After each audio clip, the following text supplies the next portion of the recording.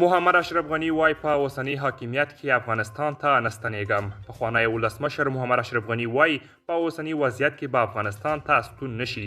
ښاغلي اشرف غني له PBS شبکې سره په مرکه کې زیاتوي نه یوازې دا چې له افغانستانه یې هیڅ پیسې نه دي وړي بلکې په دې هیواد کې یې شخصي شتمنۍ هم لوټ شوې ده. مخکینی ولسمشر محمد اشرف غني له PBS شبکې سره په مرکه کې ویلي هغه تر وروستۍ دقیقې له خلکو او افغان امنیتي ځواکونو دفاع ته ژمن و او نوموړی د هیواد د مشرتابه وروستی کس و چې له افغانستانه وتلی دی.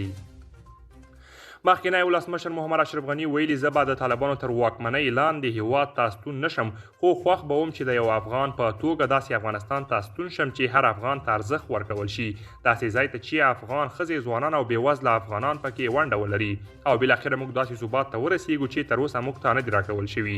ښاغلي غني ټینګار کړی له داسې شرایطو سره مخ شو چې په قربانۍ ورکولو سره یې جمهوریت نشو ژغورلی او ادعا کوي چې په افغانستان کې یې شخصي شتمنۍ لوټ شوې ده. مخکینی ولسمشر زیاتوي ما په 2014 کال کې خپله 15 میلیونه ډالره پانګه ثبت کړې وه. نه پوهیږم چې څومره یې پاتې ده خو شخصي شتمنۍ مې تالان شوې ده خو ما له ځانه سره څه نه دي لیږدولي او په بهر کې هم شتمنۍ نه لرم.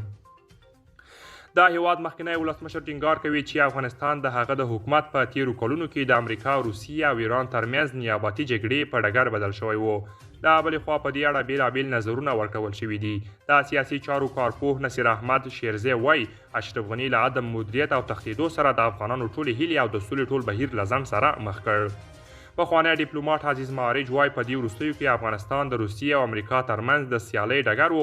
بیخي سمه وایي دا ډېرې عمده ستونزې وې. حکومت پرځېدل او د طالبانو راتګ او په دوحه کې خبرې اترې ټول د دې مسایلو له کبله وو چې د امریکا په سیاست کې یې بدلون راوست. دا په داسې حال کې دي چې د ښاغلي غني منتقدین نوموړی په هیواد کې د جمهوري نظام د پاشل کېدو لامل ګڼي او وایي چې له هیواده د نوموړي په وتلو هر څه بدل شول. قدرمن دوستان دا و زموږ د نن ورځې چمتو کلی خبر. تر بیا ښه وخت.